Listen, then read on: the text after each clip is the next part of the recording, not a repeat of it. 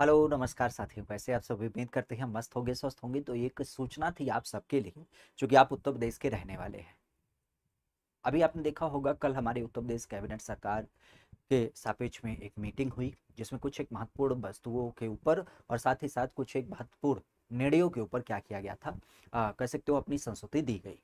Overall अगर देखा जाए तो यहाँ पे कुल 22 अलग अलग प्रकार के निर्णय लिए गए, जिसमें सबसे बड़ी बात किसानों के लिए धान की एमएसपी को तो तय ही किया गया।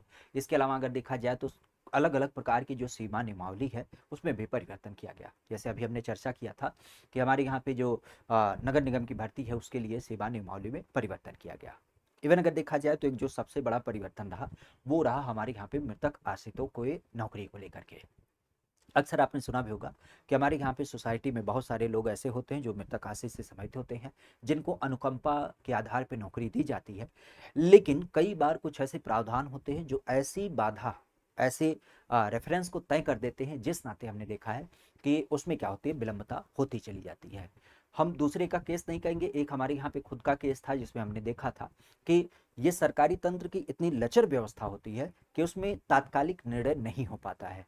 और उसमें भी अगर अब कहीं से गलती से कोई लूप होल मिल जाता है ना, तो वो तो उनके लिए कह सकते हो सोने पे सुहागा हो जाता है। तो ओवरऑल यहाँ पे देखा जाए तो सरकार को एक नैतिक दायित्व तो समझते हुए उस परिवार के साथ खड़े होने की जगह पर उसके साथ एक तरीके से कह सकते हैं सौतेला व्यवहार किया जाता है।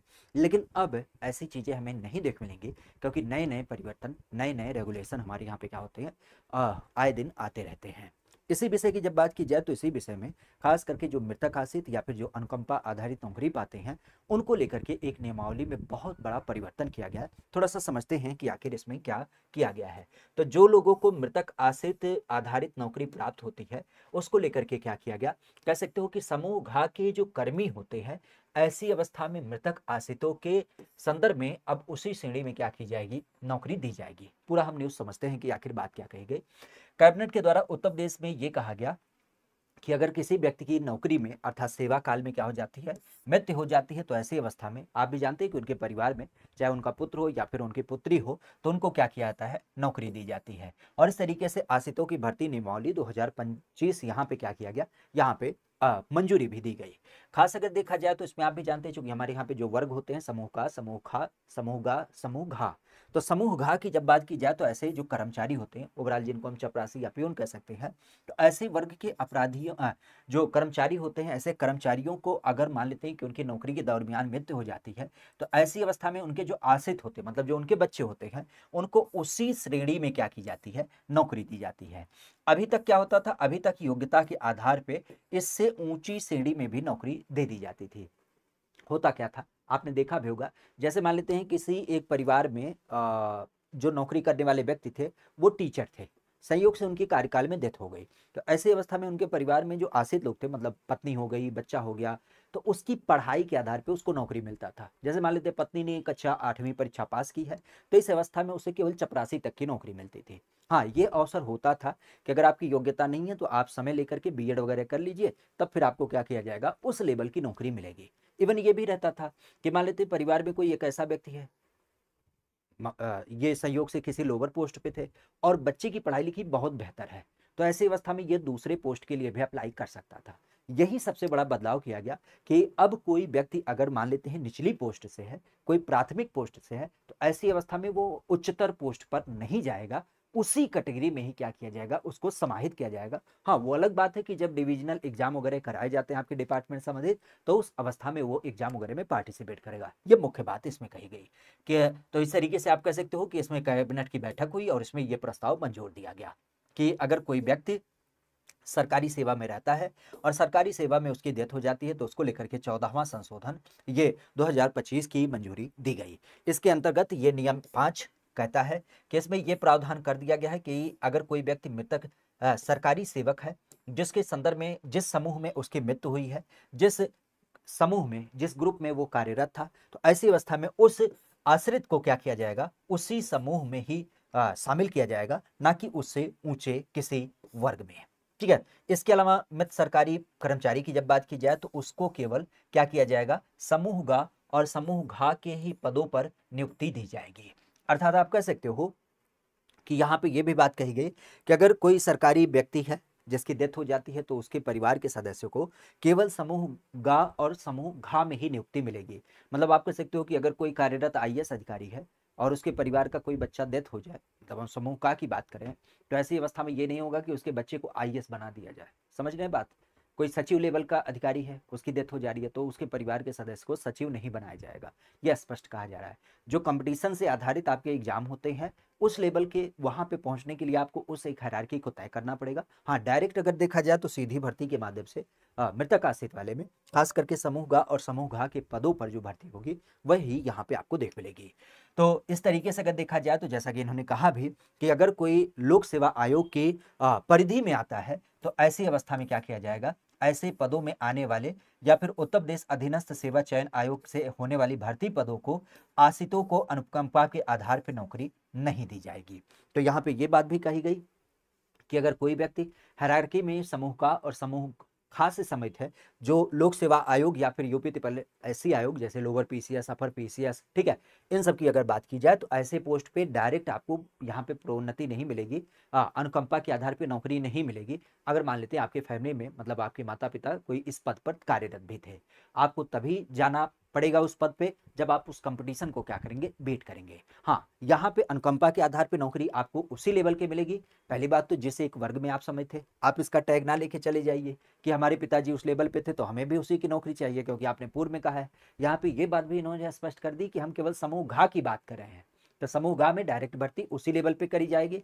बाकी आपको उससे उचला पोस्ट नहीं दिया जाएगा, उससे हायर पोस्ट नहीं दी जाएगी। हाँ, यहाँ पे ये बात कही गई कि अगर कोई व्यक्ति हायरार्की में ऊंचे पोस्ट पे है तो ऐसी अवस्था में अगर वो लोक सेवा से या फिर यूपी ट्रिपल एससी आयोग से होने वाली भर्तियों में शामिल है तो ऐसी अवस्था में उसको डायरेक्ट उस पद पे नहीं भरा जाएगा, केवल समूह ग और समूह घ में ही उसकी भर्ती करी जाएगी, चाहे वो कितना भी पढ़ा लिखा हो। ठीक है, ओवरऑल अगर देखा जाए तो सुप्रीम कोर्ट में एक मामला भी इसको लेकर के दाखिल किया गया था, प्रेमलता बनाम राज्य सरकार, जिसमें कह सकते हो कि 5 अक्टूबर को 2021 में क्या किया गया था, ये आदेश भी दे दिया गया था और उसी आधार पे क्या किया गया, ये पूरा का पूरा फैसला दिया गया है।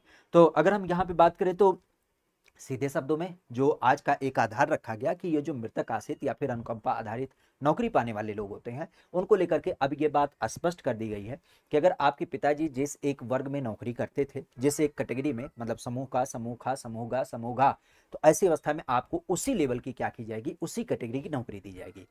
यहाँ पे अब आपको ऊंचे पोस्ट पे नहीं नियुक्त किया जाएगा। दूसरी बात यह कही गई कि अगर कोई व्यक्ति ऐसे पद से समित था जो लोक सेवा आयोग या फिर यूपी ट्रिपल एससी आयोग की भर्ती से होता था, lower PCS, upper PCS type के पद, तो ऐसी अवस्था में ऐसा नहीं होगा कि आपको सीधे वहां पे भर्ती कर दिया जाए। जो आपकी भर्ती होगी होगी नो डाउट, लेकिन आपका कहाँ पे चयन होगा, समूह गा और समूह घा में जो विभिन्न प्रकार के पद होते हैं जो सीधी भर्ती के माध्यम से भरे जाते हैं, वहां पे आपको क्या किया जाएगा, नियुक्त किया जाएगा। तो ये कुल मिला जुला के आप कह सकते हो मृतक आश्रितों के लिए नियमावली में एक बहुत बड़ा परिवर्तन किया गया। हम कह सकते हैं एक बहुत बड़ा डिसीजन भी रहा और कहीं ना कहीं एक बहुत बड़ा मील का पत्थर भी ये साबित होगा, क्योंकि हमने देखा है कि हमारे प्रदेश में बहुत सारे लोग ऐसे हैं जो आज मृतक आश्रित अनुकंपा के आधार पर नौकरी पाने के लिए ऑफिसों की दर दर ठोकर खाते रहते हैं।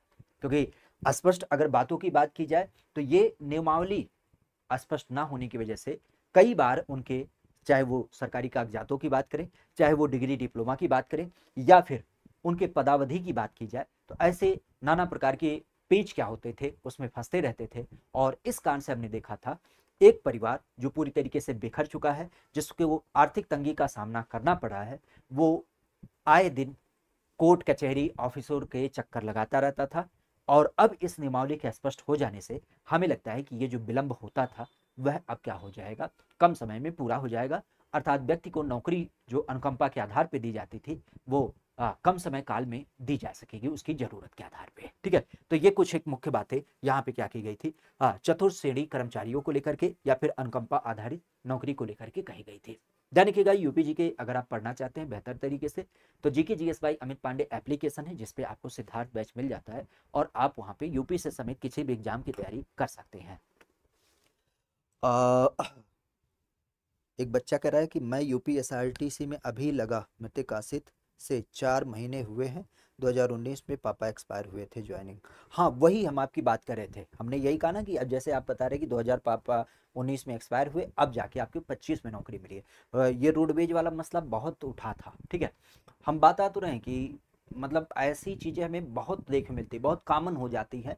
और खास करके ये अधिकारी लोग जैसे एक पद पे बैठे रहते हैं ना, हमें इसी बात से पता नहीं कहा है उनसे रोष होता है, इस बात से घृणा भी होती है। यार, कभी अपने नजरिए को समझो कि मतलब हम भी किसी स्ट्रगल लाइफ में थे, हम भी किसी अमीर बाप के घराने से नहीं है, हम भी किसी एक ऐसे परिवार से थे जहाँ पे गरीबी देखी है आपने। और ऐसी अवस्था में किसी एक परिवार को, किसी एक ऐसे परिवार को परेशान करना जो ऑलरेडी अपने आप में बिखरा हुआ है, ठीक है। एक जो कहते हैं नैतिकता, मानवीयता, उन सब चीजों को तो ये बिल्कुल ताक पे रख देते हैं अगर कोई सरकारी नौकरी में चला जाता है। खैर, वो उनका विषय है, हम उसको क्या ही कहें। लेकिन ये जरूर हमें सोचना चाहिए कि अगर आपको भगवान ने किसी एक लायक बनाया है, अगर आप उस योग्य हैं कि किसी की मदद कर सकते हैं, तो अपनी योग्यता के बराबर करिए। हम यूँ ना कहते कि आप अपना नुकसान करिए आर्थिक स्तर पे या फिर पारिवारिक स्तर पे या नौकरी के स्तर पे। इतना भी ना मतलब बनने की कोशिश करिए कि आप नौकरी छोड़ देंगे, अधिकारी के सामने त्यागपत्र दे देंगे, उसके लिए खड़े रहेंगे। नहीं, इतना हम नहीं कहेंगे, क्योंकि आपका भी परिवार है। लेकिन हाँ, ये जरूर कहेंगे कि अगर आपकी कलम की ताकत है, आपके डिसीजन में इतना पावर है कि किसी का परिवार सुदृढ़ हो सकता है, किसी की जिंदगी बच सकती है, तो ये बड़ा बेहतर मौका होगा, उसके आशीर्वाद को लेने का प्रयास करिए। क्योंकि अभी आप हाल फिलहाल की घटनाओं में एक विषय आपने सुना होगा, काफी सोशल मीडिया पे चर्चा में भी था। एक व्यक्ति था जो संयोग से कह सकते हो कि ये परिवहन से ही संबंधित कोई अधिकारी वर्ग में आता था, और संयोग से एग्जैक्ट हमें याद नहीं रहा है, शायद छत्तीसगढ़ या उड़ीसा का मामला है, जैसे 100 रुपए की रिश्वत के लिए, मतलब आप समझ रहे हैं ना, 100 रुपए की रिश्वत के लिए क्या किया गया, जेल भेज दिया गया। और हाय रे हमारी न्याय व्यवस्था, आज 39 साल के बाद कोर्ट के सामने जब उसकी पेशी की गई, कोई सबूत नहीं मिला। और जज साहब बोलते हैं हाँ, हमसे गलती हो गई और आपको हम बाइज्जत बरी करते हैं। मतलब क्या इज्जत उसकी रह गई, आप बताइए। 39 साल तो उसने जेल में काट लिए हैं, उसकी पत्नी मर गई है, उसके बच्चे बिखर चुके हैं, उसका परिवार बिखर चुका है, और आप कह रहे हो आप उसको बाइज्जत बरी कर रहे हो। समझिएगा कि उस युवा अवस्था की, उस समय काल को, उसके उस जोश जुनून को क्या आप वापस कर सकते हैं? और सबसे घृणित बात जो हमें लगी, वो ये लगी कि 100 रुपए के लिए झूठा केस, और उसको भी प्रूफ नहीं कर पाए आप। आज 40 साल के बाद कह रहे हैं कि हम आपको बाइज्जत बरी करते हैं। कभी कभी अपने आप में बड़ा इस बात को लेकर के कह सकते हो रोष भी उठता है। जहां पे हम देखते हैं, अभी एक मध्य प्रदेश भोपाल का केस था, जहां पे एक बच्चे ने क्या किया था, सीधे शूट एंड आउट वाला केस था, ठीक है। एक अपनी महंगी कार से 4-5 लोगों को दबा के निकल जाता है। लेकिन वहीं पे हमने देखा था कि जज साहब ने बोला, ओ बच्चे, तुम तो छोटे बच्चे हो, आओ इधर आओ, ऐसे लिख दो और तुम्हें हम छोड़ देते हैं।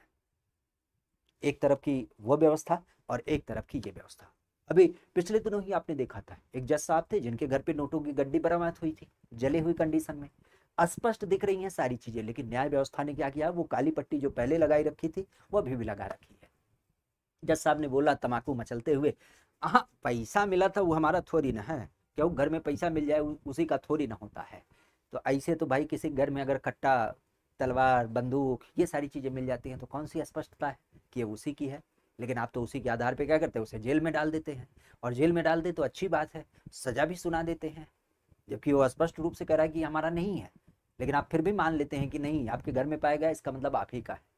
तो दो अलग अलग विधाओं के लिए दो अलग अलग नियम जो बनाए जाते हैं, ये जो द्वेष समाज में पैदा किए जाते हैं ना, ये कहीं ना कहीं समाज में एक तरीके से भेद ही तैयार करते हैं। खैर, बहुत सारी चीज़ों को हमें यहाँ पे नहीं एक्सप्लेन करना है। आज के विषय को अब हम यहीं विराम देते हैं और पुनः आपसे मुलाकात होगी किसी नए विषय के साथ। Thank you, all the best.